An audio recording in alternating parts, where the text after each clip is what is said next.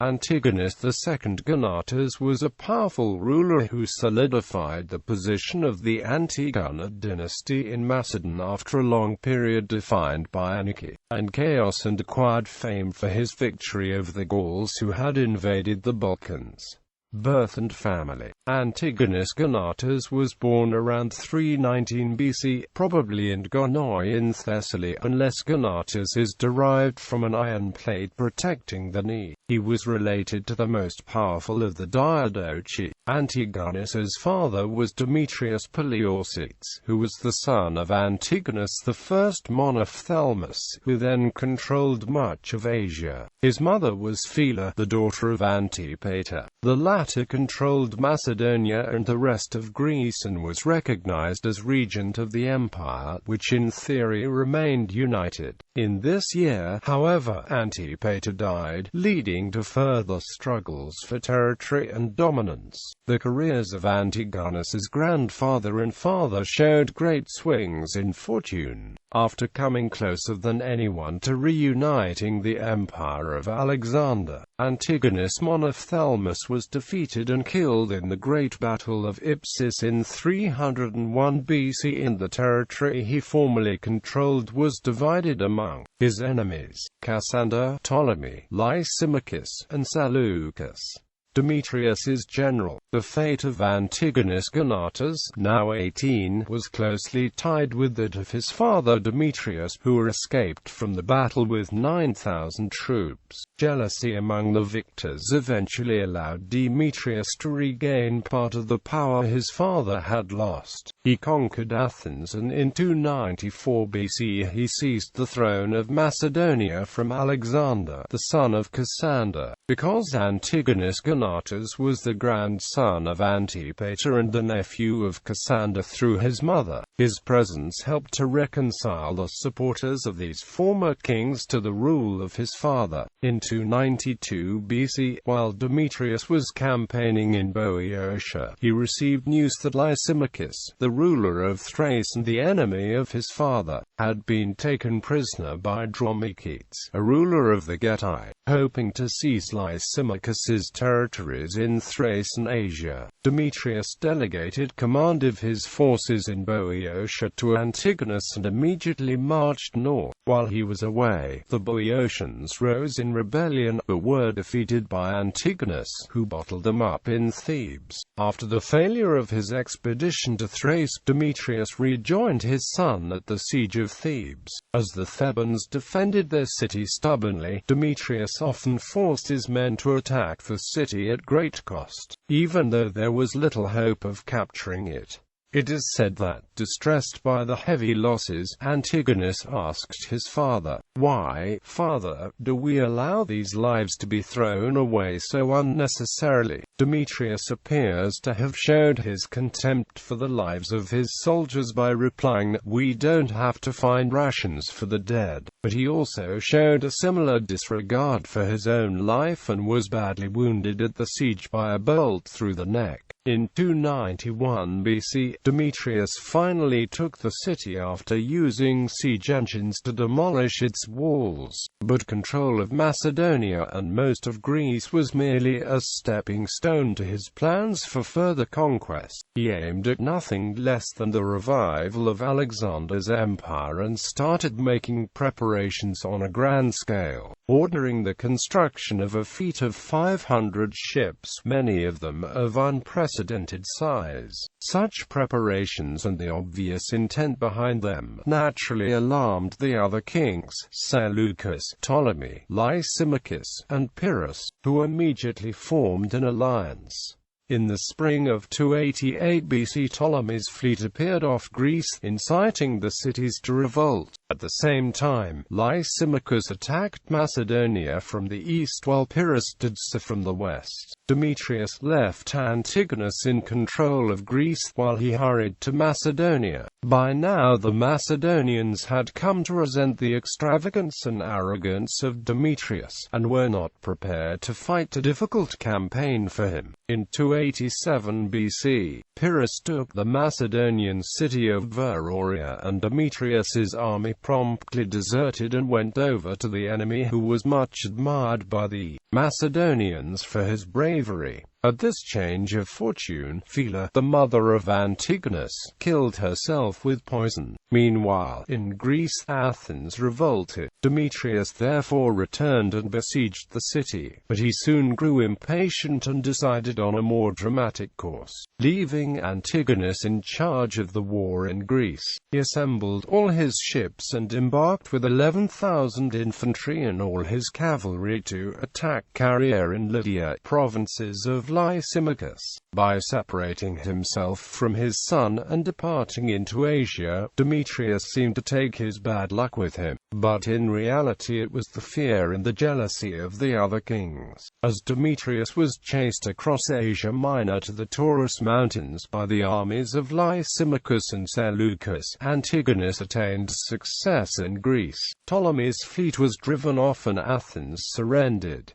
In the wilderness, in 285 BC, Demetrius, worn down by his fruitless campaign, surrendered to Seleucus. At this point, he wrote to his son and to his commanders in Athens and Corinth, telling them to henceforth consider him a dead man and to ignore any letters they might receive written under his seal. Macedonia, meanwhile, had been divided between Pyrrhus and Lysimachus, but like two wolves sharing a piece of meat, they soon fought over it, with the result that Lysimachus drove Pyrrhus out and took over the whole kingdom. Following the capture of his father, Antigonus proved himself a dutiful son. He wrote to all the kings, especially Seleucus, offering to surrender all the territory he controlled and proposing himself as a hostage for his father's release, but to no avail. In 283 BC, at the age of 55, Demetrius died in captivity in Syria. When Antigonus heard that his father's remains were being brought to him, he put to sea with his entire fleet, met Seleucus's ships near the Cyclades, and took the relics to Corinth with great ceremony. After this, the remains were interred at the town of Demetrius that his father had founded in Thessaly. In 282 BC, Seleucus declared war on Lysimachus and the next year defeated and killed him at the Battle of Corupedium in Lydia. He then crossed to Europe to claim Thrace and Macedonia, but Ptolemy Ceranos, the son of Ptolemy, murdered Seleucus and seized the Macedonian throne. Antigonus decided the time was ripe to take back his father's kingdom, but when he marched north, Ptolemy Ceranos defeated his army. Ptolemy's success, however, was short-lived. In the winter of 279 BC, a great horde of Gauls under the leader Brennus descended on Macedonia from the northern forests, crushed Ptolemy's army and killed him in battle, starting 2 years of complete anarchy in the kingdom. After plundering Macedonia, the Gauls invaded further regions of Greece, moving southwards.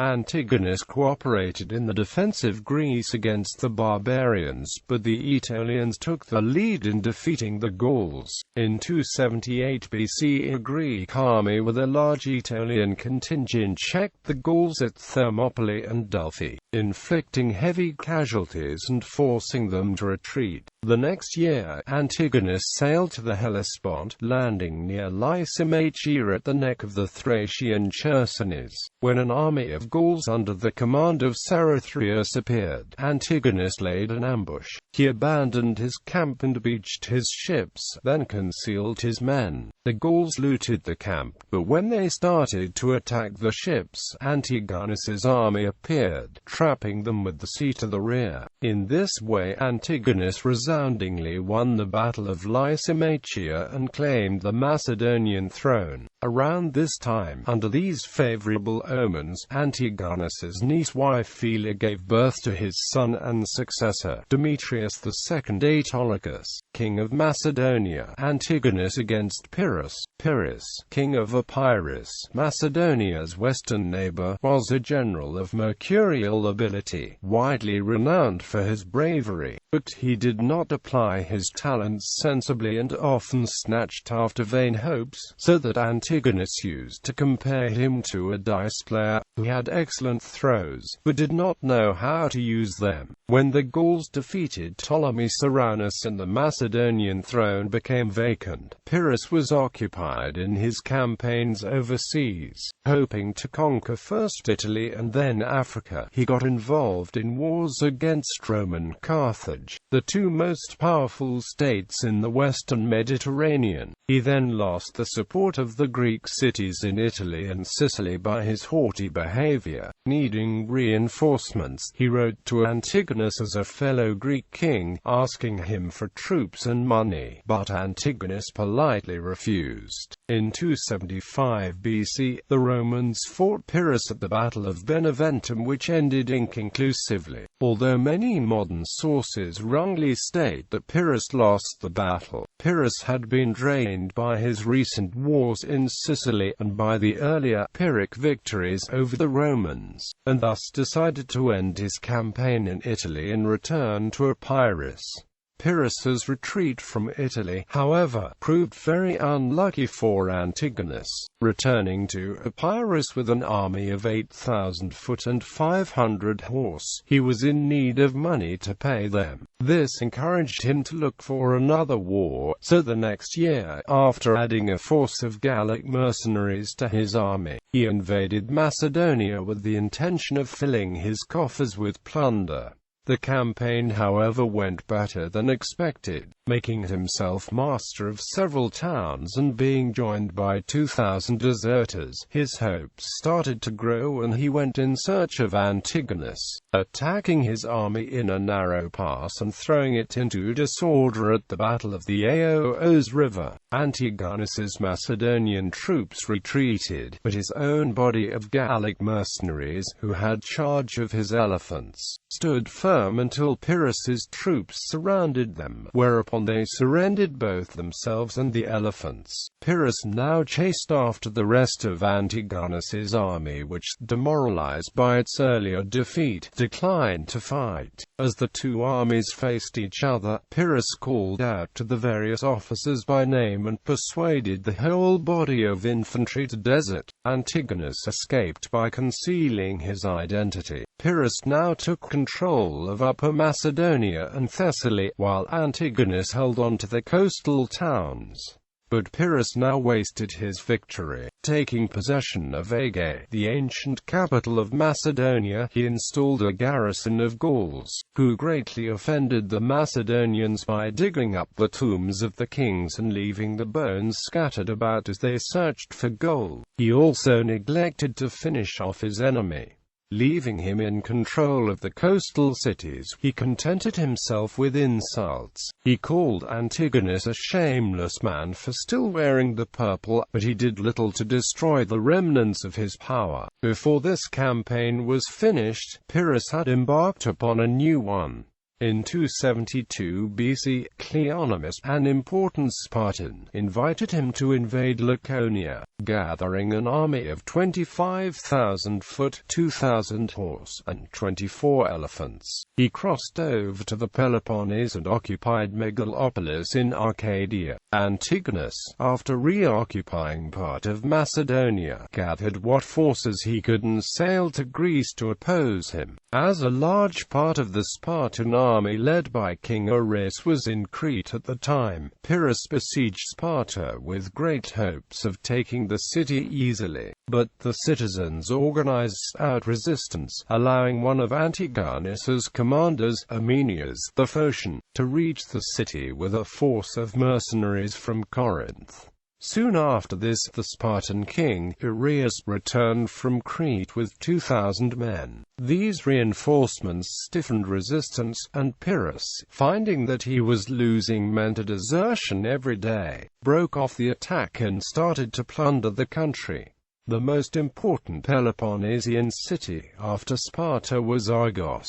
The two chief men, Aristippus and Aristeus, were keen rivals. As Aristippus was an ally of Antigonus, Aristeus invited Pyrrhus to come to Argos to help him take over the city. Antigonus, aware that Pyrrhus was advancing on Argos, marched his army there as well, taking up a strong position on some high ground near the city. When Pyrrhus learned this, he encamped about Nauplia and the next day dispatched a herald to Antigonus, calling him a coward and challenging him to come down and fight on the plain. Antigonus replied that he would choose his own moment to fight, and that if Pyrrhus was weary of life, he could find many ways to die. The Argives, fearing that the territory would become a war zone, sent deputations to the two kings begging them to go elsewhere and allow the city to remain neutral. Both kings agreed, but Antigonus won over the trust of the Argives by surrendering his son as a hostage for his pledge. Pyrrhus,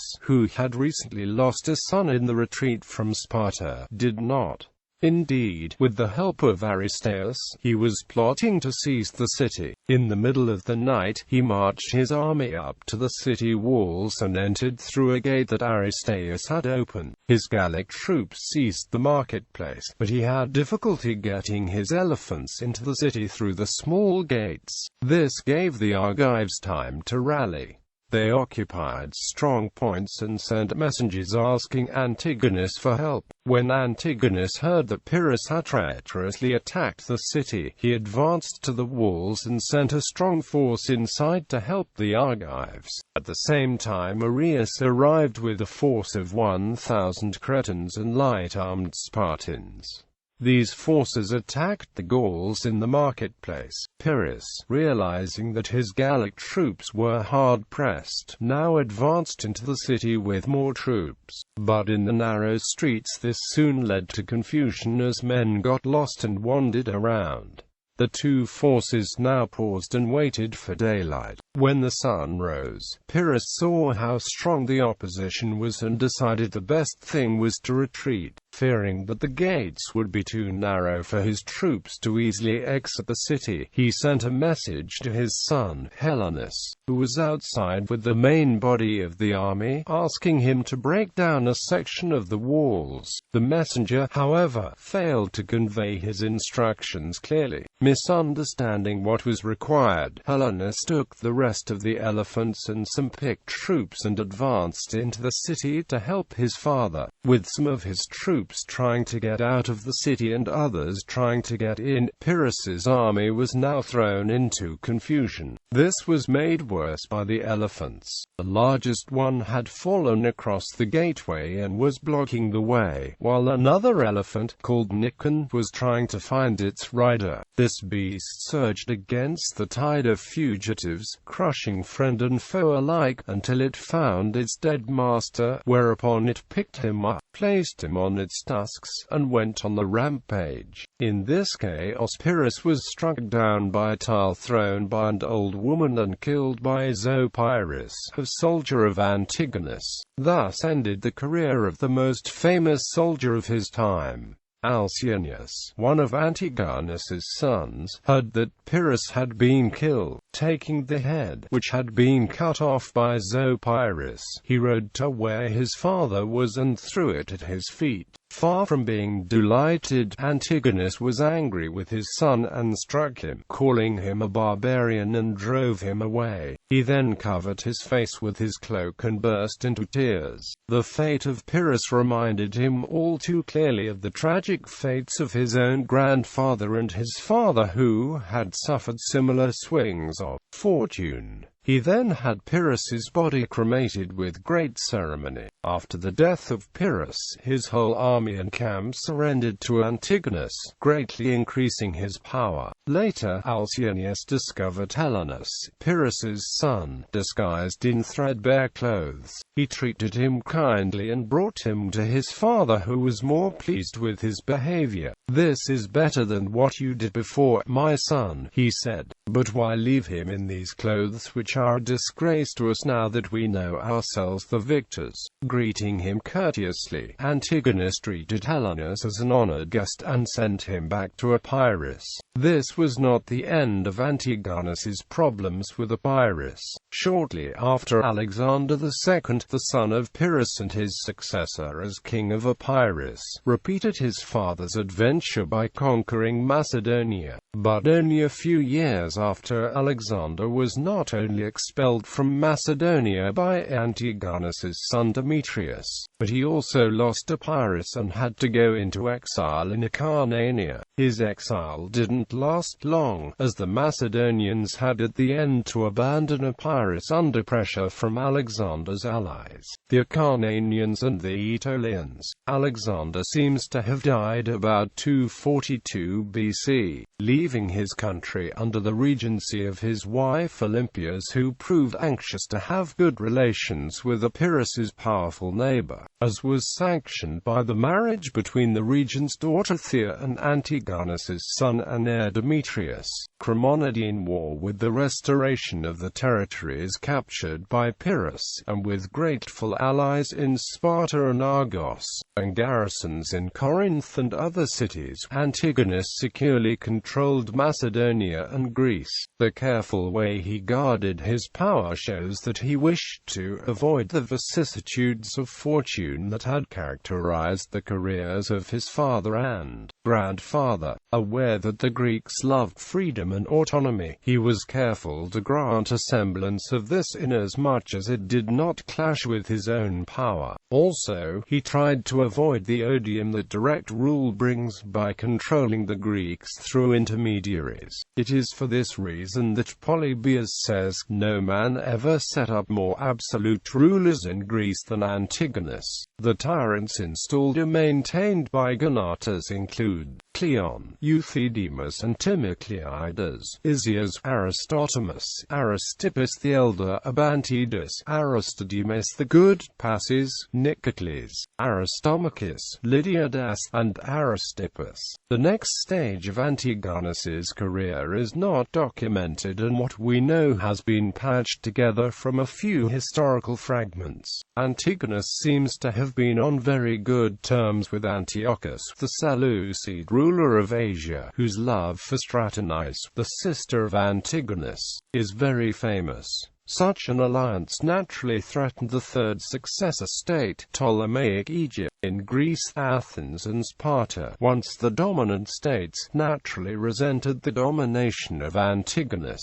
The pride, which in the past had made these cities mortal enemies, now served to unite them. In 267 BC, probably with encouragement from Egypt, an Athenian by the name of Cremonides persuaded the Athenians to join the Spartans in declaring war on Antigonus. The Macedonian king responded by ravaging the territory of Athens with an army while blockading them by sea. In this campaign he also destroyed the grove and temple of Poseidon that stood at the entrance to Attica near the border with Megara. To support the Athenians and prevent the power of Antigonus from growing too much, Ptolemy II Philadelphus, the king of Egypt, sent a fleet to break the blockade. The Egyptian admiral Patroclus landed on a small uninhabited island near Laurium and fortified it as a base for naval operations. The Seleucid Empire had signed a peace treaty with Egypt, but Antiochus's son-in-law, Magas, king of Cyrene, persuaded Antiochus to take advantage of the war in Greece to attack Egypt. To counter this, Ptolemy dispatched a force of pirates and freebooters to raid and attack the lands and provinces of Antiochus, while his army fought a defensive campaign, holding back the strongest Seleucid army. Although successfully defending Egypt, Ptolemy II was unable to save Athens from Antigonus. In 263 halves at 262/1 BC, the Athenians and Spartans, worn down by several years of war and the devastation of the lands, made peace with Antigonus, who thus retained his hold on Greece. Ptolemy II continued to interfere in the affairs of Greece, and this led to war in 261. After 2 years in which little changed, Antiochus II, the new Seleucid king, made a military agreement with Antigonus, and the Second Syrian War began. Under the combined attack, Egypt lost ground in Anatolia and Phoenicia, and the city of Miletus, held by its ally, Timarchus, was seized by Antiochus II Theos. In 255 BC, Ptolemy made peace, ceding lands to the Seleucids and confirming Antigonus in his mastery of Greece. 2 years later, however, the Egyptian interfered again, inducing with his subsidies the Macedonian governor of Corinth and Euboea Alexander, son of Craterus, to challenge his king, seeking independence as a tyrant. Alexander's revolt was the most serious threat to the Macedonian hegemony in Greece, and since Antigonus's military efforts were unsuccessful, he probably resolved to poison the traitor in 247 BC, by offering a marriage with his heir Demetrius II. Autolycus. Antigonus took in his widow Nicaea and regained control of Corinth in the winter of 245–44 BC. Antigonus against Taratus, having successfully repelled the external threat to his control of Greece. The main danger to the power of Antigonus lay in the Greek love of liberty. In 251 BC, Taratus, a young nobleman in the city of Sicyon, expelled the tyrant Nicocles, who had ruled with the acquiescence of Antigonus, freed the people, and recalled the exiles. This led to confusion and division within the city. Fearing that Antigonus would exploit these divisions to attack the city, Taratus applied for the city to join the Achaean League, a league of a few small Achaean towns in the Peloponnese. Preferring to use guile rather than military power, Antigonus sought to regain control over Sicyon through winning the young man over to his side. Accordingly, he sent him a gift of 25 talents, but Taratus, instead of being corrupted by this wealth, immediately gave it away to his fellow citizens. With this money and another sum he received from Ptolemy II Philadelphus, he was able to reconcile the different parties in Sicyon and unite the city. Antigonus was troubled by the rising power and popularity of Taratus. If he were to receive extensive military and financial support from Ptolemy, Taratus would be able to threaten his position. He decided therefore to either win him over to his side or at least discredit him with Ptolemy. In order to do this, he showed him great marks of favor. When he was sacrificing to the gods in Corinth, he sent portions of the meat to Taratus at Sicyon, and complimented Taratus in front of his guests. I thought this Sicyonian youth was only a lover of liberty and of his fellow citizens, but now I look upon him as a good judge of the manners and actions of kings. For formerly he despised us, and, placing his hopes further off, admired the Egyptians, hearing much of their elephants, fleets, and palaces. But after seeing all these at a nearer distance, and perceiving them to be but mere stage props and pageantry, he has now come over to us, and for my part one willingly received him, and, resolving to make great use of him myself, command you to look upon him as a friend. These words were readily believed by many, and when they were reported to Ptolemy, he half believed them. But Taratus was far from becoming a friend of Antigonus, whom he regarded as the oppressor of his city's freedom. In 243 BC, in an attack by night, he seized the Acrocorinth, the strategically important fort by which Antigonus controlled the isthmus and thus the Peloponnese. When news of this success reached Corinth, the Corinthians rose in rebellion, overthrew Antigonus's party, and joined the Achaean League. Next, Taratus took the port of Lechium and captured 25 of Antigonus's ships. This setback for Antigonus sparked a general uprising against Macedonian power. The Megarians revolted, and together with the Troezenians and Epidaurians enrolled in the Achaean League. With this increased strength, Taratus invaded the territory of Athens and plundered Salamis. Every Athenian freeman whom he captured was sent back to the Athenians without ransom to encourage them to join the rebellion. The Macedonians, however, retained a hold on Athens and the rest of Greece. Relations with India. Antigonus is mentioned in the Edicts of Ashoka as one of the recipients of the Indian Emperor Ashoka's Buddhist proselytism.